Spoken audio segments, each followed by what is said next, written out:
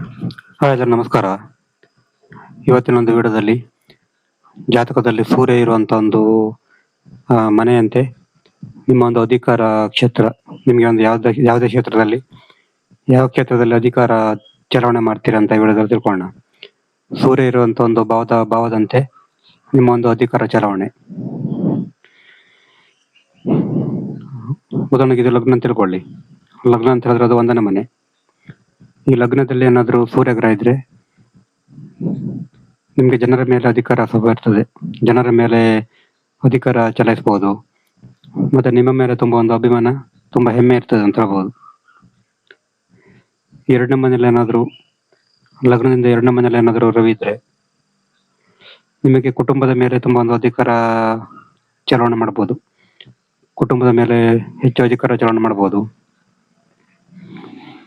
ಮತ್ತೆ ನಿಮ್ಮ ಮಾತು ಕೂಡ ತುಂಬಾ ಅಧಿಕಾರ ತುಂಬಿದಂತ ಒಂದು ವಾಣಿಯಲ್ಲಿ ಇರ್ತದೆ ಮಾತು ಕೂಡ.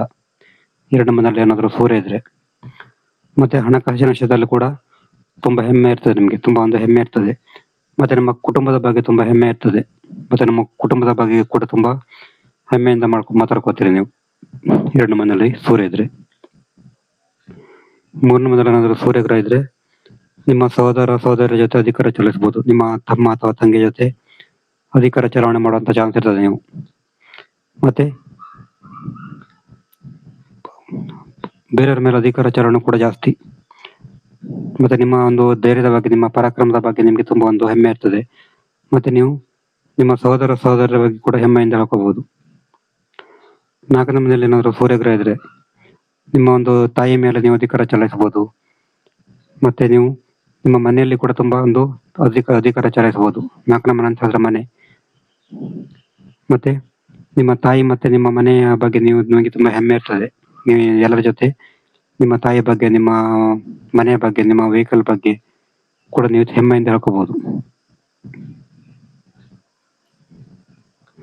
5ನೇ ಮನೆಯಲ್ಲಿ ಏನಾದ್ರು ಸೂರ್ಯಗ್ರಹ ಇದ್ರೆ ನೀವು ನಿಮ್ಮ ಮಕ್ಕಳ ಜೊತೆ ನೀವು ಅಧಿಕಾರ ಚಲಾವಣೆ ಮಾಡಬಹುದು. ನಿಮ್ಮ ಪ್ರೇಮಿಯ ಜೊತೆ ಜಾಸ್ತಿ ಅಧಿಕಾರ ಚಲಾವಣೆ ಮಾಡಬಹುದು. ನಿಮ್ಮ ಪ್ರೇಮಿಯ ಜೊತೆ ಅಧಿಕಾರ ಚಲಾವಣೆ ಮಾಡಬಹುದು ಹೆಚ್ಚಾಗಿ. ಮತ್ತೆ ನೀವು ಶಿಕ್ಷಣ ಮಾಡ್ತೀರಾ ಕೂಡ ನಿಮ್ಮ ಸಹಪಾಠಿ ವಿದ್ಯಾರ್ಥಿಗಳ ಜೊತೆ ಕೂಡ ಅಧಿಕಾರ ಚಲಾವಣೆ ಮಾಡಬಹುದು. ನಿಮ್ಗೆ ಶಿಕ್ಷಣದ ಬಗ್ಗೆ ತುಂಬಾ ಹೆಮ್ಮೆ ಇರ್ತದೆ. ನಿಮ್ಮ ಶಿಕ್ಷಣದ ಬಗ್ಗೆ ತುಂಬಾ ಹೆಮ್ಮೆ ಇರ್ತದೆ. ನಿಮ್ಮ ಸಂತಾನದ ಬಗ್ಗೆ ಹೆಮ್ಮೆ ಇರ್ತದೆ. ನಿಮ್ಮ ಒಂದು ಪ್ರೇಮಿಯ ಬಗ್ಗೆ ತುಂಬಾ ಹೆಮ್ಮೆ ಇರ್ತದೆ. 6ನೇ ಮನೆಯಲ್ಲಿ ಏನಾದ್ರು ಸೂರ್ಯಗ್ರಹ ಇದ್ರೆ ಶತ್ರುಗಳ ಮೇಲೆ ತುಂಬಾ ಅಧಿಕಾರ ಚಲಾವಣೆ ಮಾಡ್ತೀರಿ ನೀವು. ಶತ್ರುಗಳ ಮೇಲೆ ತುಂಬಾ ಒಂದು ಅಧಿಕಾರ ಚಲಾವಣೆ ಮಾಡ್ತೀರಿ. ನಿಮ್ಮ ಕೆಲಸದ ಬಗ್ಗೆ ನಿಮ್ಗೆ ತುಂಬಾ ಒಂದು ಹೆಮ್ಮೆ ಇರ್ತದೆ. 7ನೇ ಮನೆಯಲ್ಲಿ ಏನಾದ್ರು ಸೂರ್ಯಗ್ರಹ ಇದ್ರೆ ನೀವು ಸಂಗತಿಯ ಮೇಲೆ ಅಧಿಕಾರ ಚಲಾವಣೆ ಮಾಡ್ತೀರಿ. ಸಾರ್ವಜನಿಕರ ಮೇಲೆ ಅಧಿಕಾರ ಚಲಾವಣೆ ಮಾಡಬಹುದು. ನಿಮಗೆ ನಿಮ್ಮ ಸಂಗಾತಿಯ ಬಗ್ಗೆ ತುಂಬಾ ಒಂದು ಹೆಮ್ಮೆ ಇರ್ತದೆ. ಮತ್ತೆ ನಿಮ್ಗೆ ಸಾರ್ವಜನಿಕ ಸಂಪರ್ಕದ ಬಗ್ಗೆ ತುಂಬಾ ಒಂದು ಹೆಮ್ಮೆ ಇರ್ತದೆ. 8ನೇ ಮನೆಯಲ್ಲಿ ಏನಾದ್ರು ಸೂರ್ಯಗ್ರಹ ಇದ್ರೆ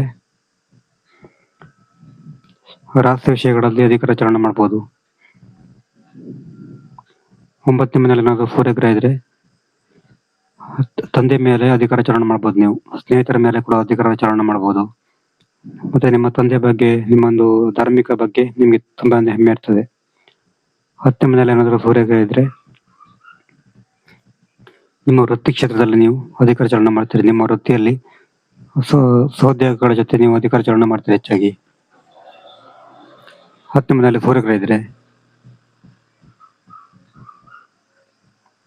ನಿಮ್ಮ ವೃತ್ತಿಯ ಬಗ್ಗೆ ನಿಮ್ಗೆ ತುಂಬಾ ಹೆಮ್ಮೆ ಇರ್ತದೆ.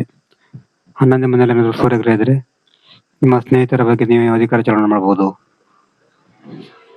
ನಿಮ್ಮ ಬಿಸ್ನೆಸ್ ಬಗ್ಗೆ ನಿಮ್ಗೆ ತುಂಬಾ ಹೆಮ್ಮೆ ಇರ್ತದೆ. 12ನೇ ಮನೆಯಲ್ಲಿ ಏನಾದ್ರು ಸೂರ್ಯಗ್ರಹ ಇದ್ರೆ ನೀವು ದೂರದ ಸ್ಥಳದಲ್ಲಿ ಹೆಚ್ಚು ಅಧಿಕಾರ ಚಲಾವಣೆ ಮಾಡ್ತೀರಿ. ದೂರದ ಸ್ಥಳದಲ್ಲಿ. ಇದು ಸೂರ್ಯ ಇರುವಂತ ಒಂದು ರಾಶಿಯ ಪ್ರಕಾರ ನೀವು ಅಧಿಕಾರ ಚಲಾವಣೆ ಮಾಡುವಂತ ಒಂದು ರೀತಿ.